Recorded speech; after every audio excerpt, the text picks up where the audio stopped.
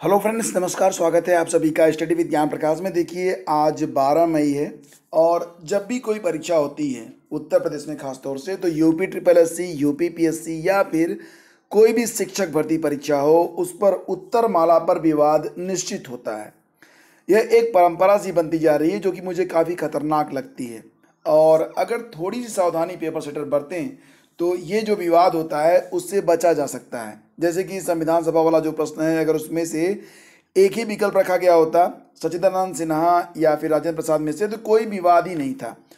तो विवादित विकल्पों को शामिल कर देना भी एक यहाँ पर मतलब अदूरदर्शिता का ही परिणाम है कि इस प्रकार के जो विवाद होते हैं वो सामने आते हैं और भर्ती प्रक्रिया काफ़ी लंबी जो होती है वो फंसती चली जाती है। तो फिलहाल दोस्तों, आज रिजल्ट 69,000 का आना है और इसके बारे में सूचना यही प्राप्त हो रही है कि आज मंगलवार है, तो आज मीटिंग होगी और मीटिंग में डिसीजन ये लिया जाएगा कि जो यहाँ पर स्टार मार्क करके जो आंसर की जारी हुई है, स्टार मार्क वाली, उस पर निर्णय लेना है। हालांकि पूरी उम्मीद इसी बात पर बन रही है कि जो स्टार मार्क वाले प्रश्न हैं तो उस पर 3 अंक सबको कॉमन दे दिए जाएंगे। उससे क्या होगा कि 150 में से ही पूर्णांक रहेगा और फिर जो 60 और 65% पे जो बनता है मार्क, 97 और 90, इस पर कोई विवाद नहीं होगा।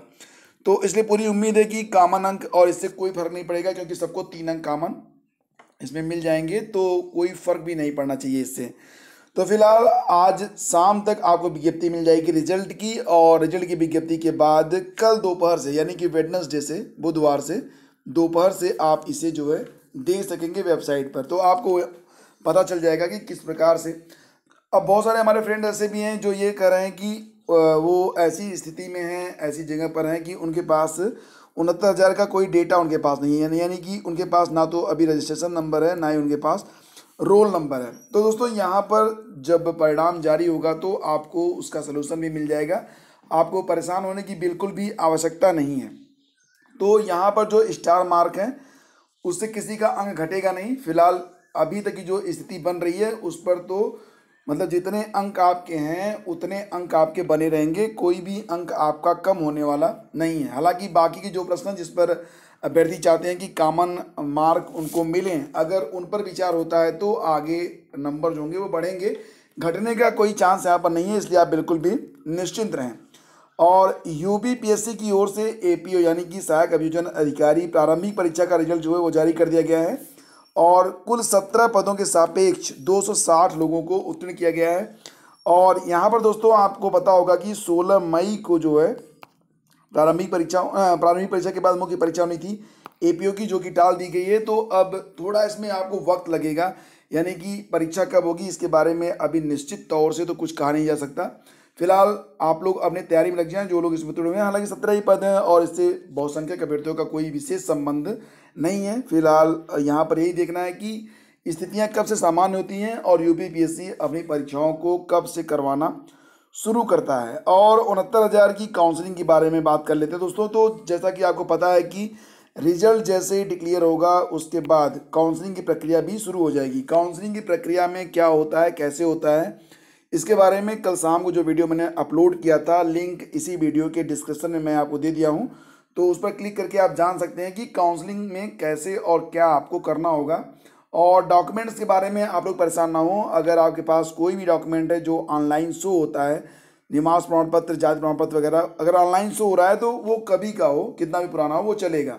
क्योंकि वर्तमान में जो स्थितियां हैं उसको देखते हुए नया डॉक्यूमेंट किसी के पास नहीं है, तो आपको समय दिया जाएगा पर्याप्त। और इसी के साथ आपको ये भी बता दें कि जिन अभ्यर्थियों के मार्कशीट में माता पिता का नाम या फिर उनका अपना नाम थोड़ा बहुत गड़बड़ है, स्पेलिंग मिस्टेक है, तो उनको भी परेशान होने की आवश्यकता नहीं है। वो लोग भी मतलब तैयारी अपनी करें और उनको एक हलफनामा देना होगा और इसमें भी आपको कोई विशेष परेशानी सामने नहीं आएगी। ठीक है। तो स्कूलों में रिक्त पदों की जानकारी जुटाई जा रही है।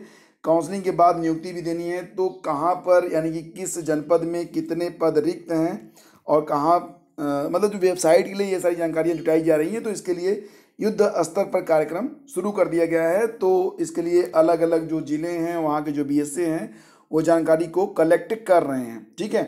और दोस्तों यहाँ पर देखिए एक बड़ी खबर निकल के आ रही है कि 68,500 के जो चयनित हैं उनको 69,000 से बाहर करने की मांग उठाई गई है। मांग के बारे में बात की जा रही है, यहाँ पर कोई सरकारी आदेश नहीं है इसका, लेकिन 68,500 में ऐसे अभ्यर्थी जो कि मतलब दूरस्थ जिले में हैं, वो गृह जनपद में आना चाहते हैं, तो भाई कोई रोक तो नहीं थी ना कि मतलब जो 68,500 की चयनित हैं वो 69,000 में अप्लाई नहीं कर पाएंगे, तो ऐसी कोई बाउंडेशन नहीं थी, तो उन्होंने अप्लाई कर दिया था। और ऐसी स्थिति में जो लोग इस क्राइटेरिया पर सेलेक्ट होंगे, तो मांग ये की जा रही है कि अगर ऑलरेडी वो लोग चयनित हैं तो उन लोगों को इस प्रक्रिया से बाहर कर दिया जाए, ताकि मैक्सिमम लोग जो 69,000 के हैं उनका सिलेक्शन हो सके। और इसके बारे में सूचना आप देख सकते हैं कि जिनका चयन 68,500 में हो चुका है, तो उन चयनितों को बाहर करने की मांग है। बीटीसी संघर्षशील टीम के नवीन सिंह मुसाफिर का कहना है कि अपने पसंदीदा जिले में तैनाती के इच्छुक 68,500 में चयनित हजारों शिक्षकों ने 69,000 में भी आवेदन किया है। ठीक है, तो और यहीं पर फ्रेंड्स एक बड़ी खबर और भी निकल के आ रही है कि सूबे में प्राथमिक विद्यालयों में 69,000 भर्ती के पदों को छोड़ दिया जाए, क्योंकि ये तो पद भरे जाएंगे। इसके बाद भी देखा जाए तो कुल 91,533 पद रिक्त हैं, यानी कि टोटल देखा जाए जूनियर और प्राथमिक में जोड़कर तो कुल 1,41,000 पद खाली हैं। और अगर इसमें 69,000 पदों को और जोड़ दिया जाए तो लगभग 2,10,000 पद रिक्त हैं। तो देखिए यहाँ पर जो वर्तमान में स्थितियाँ हैं उसको देखते हुए तो नहीं लगता कि अब 2020 में कोई शिक्षक भर्ती प्राथमिक लेवल पर आएगी। हालांकि टीजीटी पीजीटी की भर्तियाँ जरूर आएंगी, लेकिन आप लोगों को बिल्कुल होपलेस नहीं होना है भाई। ठीक है, जो 69,000 वाले हैं वो भी 1.5 साल के बाद ही नियुक्ति पा रहे हैं, तो आपके पास भी समय है। तो उम्मीद रखिए कि 2021 में आपको फिर एक बम्पर शिक्षक भर्ती देखने को मिलेगी, तो होपलेस मत होइए, तैयारी आप लोग करते रहें और बीच बीच में जो भी परीक्षाएं आ रही हैं तो उसको भी आप लोग देते रहिए। निश्चित रूप से आपका कल्याण होगा, आप अच्छे पद पर पहुंचेंगे। ठीक है फ्रेंड्स, तो ये सारी खबरें हैं यहाँ पर। और इसी के साथ आपको ये भी बता दें कि प्रदेश सरकार ने परिषदी में जो 45,625 उच्च प्राथमिक स्कूलों में सहायक अध्यापकों की सीधी भर्ती पर रोक लगाई है, तो इसके पूर्व 2013 में 29,334 सहायक अध्यापक की सीधी भर्ती शुरू हुई थी, तो उसमें भी मामला भी फंसा ही हुआ है, बहुत सारे पद उसमें रिक्त हैं फिलहाल। तो फ्रेंड्स, इसी के साथ जो अगली खबर है वो ये है कि शिक्षा मित्र कोर्ट गए हैं, ये तो आप जानते होंगे। तो इस पर बहुत सारे हमारे फ्रेंड्स हैं जो काफ़ी व्यथित हैं कि मतलब कहीं कुछ उल्टा पुल्टा ना हो जाए। नहीं, ऐसा कुछ नहीं होना है। शिक्षा मित्र जो हैं वो कोर्ट गए हैं, तो उनकी भी सुनवाई होगी, लेकिन फिलहाल जो प्रक्रिया चल रही है इस पर अभी तो कोई फर्क नहीं पड़ने वाला है। बाद में कोई डिसीजन आ जाए वो अलग बात है, लेकिन अभी कोई फर्क इस पर नहीं पड़ना है। और उम्मीद रखिए कि ये स्थिति जो है वो जैसी है वैसी बनी रहेगी। ठीक है, इसमें कोई विशेष परिवर्तन होने की उम्मीद मुझे तो नहीं लगती है।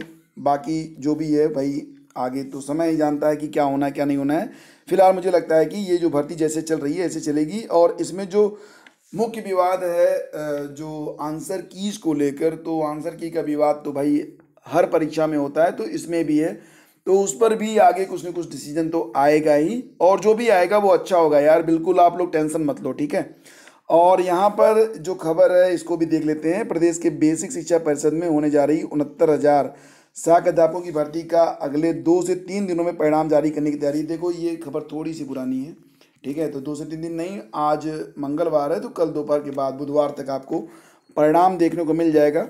और इसी भी सोमवार को भर्ती पर रोक लगाने के लिए शिक्षा मित्र सुप्रीम कोर्ट पहुंच चुके हैं, लेकिन शिक्षक भर्ती पर इसका कोई प्रभाव नहीं पड़ेगा। और अमृत विचार की ओर से जब सरकार का पक्ष लिया गया तो बेसिक शिक्षा राज्य मंत्री स्वतंत्र प्रभार डॉक्टर सतीश चंद्र द्विवेदी ने बताया कि सुप्रीम कोर्ट में मामला जाने के बाद भी शिक्षकों की भर्ती प्रक्रिया पर कोई असर नहीं पड़ना है और विभाग की ओर से सभी तैयारी पूरी है। तो दोस्तों यहाँ पर आपको बिल्कुल भी पॉजिटिव रहना है, आपको नेगेटिव बिल्कुल भी नहीं होना है। और हमारे ऐसे फ्रेंड जो जिन्हें ये लगता है कि यार इस बार सिलेक्शन नहीं हो पाया तो अब क्या करें, भाई कोई बात नहीं, कोई 1 साल पहले जॉब पाएगा, कोई 1 साल बाद जॉब पाएगा। अगर आपके अंदर फायर है, आग है, अगर आप जॉब पाना ही चाहते हो तो कोई माइकल लाल आपको रोक नहीं पाएगा। इस बार नहीं, नेक्स्ट टाइम से ही थोड़ा सा 2-4 महीने 10 महीने का इंतजार कर लो। लोगों को करना पड़ता है भाई, कभी कभी लोग फाइनली सेलेक्ट होके भी घर बैठे रहते हैं, तो इसमें बहुत परेशान होने की जरूरत नहीं है। चलते चलते बस एक उदाहरण आप लोगों को देना चाहूँगा कि काफ़ी पुरानी बात है, और ये 72,000 जो 825 भर्ती है उसके पहले एक शिक्षक भर्ती आई थी।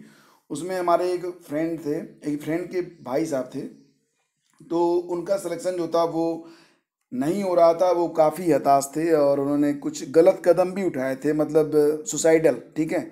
फिलहाल वो बचा लिए गए थे, लेकिन अंततः हुआ ये कि लास्ट जब दौर आया काउंसलिंग का तो उसमें वो सिलेक्ट हो गए थे। तो आपका जीवन और आपकी उम्मीद यही शासन करती है, तो आप अपने आप को सुरक्षित रखें, उम्मीद बनाए रखें, परिश्रम करते रहें। मैं सारे समाचार भी आपको देता हूँ, साथ ही साथ आपको मैं लगातार प्रैक्टिस सेट भी अवेलेबल करवाता हूँ। जो खंड शिक्षा अधिकारी के लिए प्रैक्टिस सेट मैं आपको देता हूँ, वो प्रैक्टिस सेट सिर्फ सिर्फ खंड शिक्षा अधिकारी के लिए तो उपयोगी नहीं है, वो खंड शिक्षा अधिकारी के साथ साथ लेखपाल भर्ती, यूपी पीसीएस, एसएससी, रेलवे आदि किसी भी परीक्षा की तैयारी आप कर रहे हो सबके लिए यूज़फुल होता है। तो थोड़ा सा आप लोग ना अपना नॉलेज भी इंक्रीज किया करिए। जो मैं वीडियो अपलोड करता हूँ खंड शिक्षा अधिकारी का, उसको भी 10-15 मिनट का वीडियो होता है, इतना समय आप लोग दे दिया करें, निश्चित रूप से आपका जो करियर होगा वो और भी बुलंदी पर होगा। तो फिलहाल फ्रेंड्स, आज की न्यूज़ में बस इतना ही, और उम्मीद करता हूँ कि आपको ये सेशन पसंद आया होगा। चलते चलते आपको बता दें कि कोरोना की स्थिति काफ़ी खतरनाक होती जा रही है, और इतनी खतरनाक है फ्रेंड्स कि आपको बिल्कुल चिंता करने की आवश्यकता है। मरीजों की संख्या लगातार बढ़ रही है, और धीरे धीरे लॉकडाउन जितना ही कम होता जाएगा, यानी कि जितना ही खुलता जाएगा, उतना ही आपको अपने घर में रहने की आवश्यकता होगी। याद रखिएगा कि आपका घर ही है जो आपको इस संक्रमण से बचा सकता है। तो दोस्तों, आपको अपने घर पर रहना है और सुरक्षित रहना है। ज़रूरी काम हो तो ही बाहर निकलें और मास्क लगा कर निकलें, और ये मान चलें कि हर व्यक्ति कोरोना पॉजिटिव है, और अपने आप को सैनिटाइज करते रहें। तो इसी के साथ आप लोगों से विदा लेते हैं इस वीडियो में। नेक्स्ट टाइम फिर मिलेंगे, तब तक के लिए आज्ञा दीजिए। नमस्कार, जय हिंद।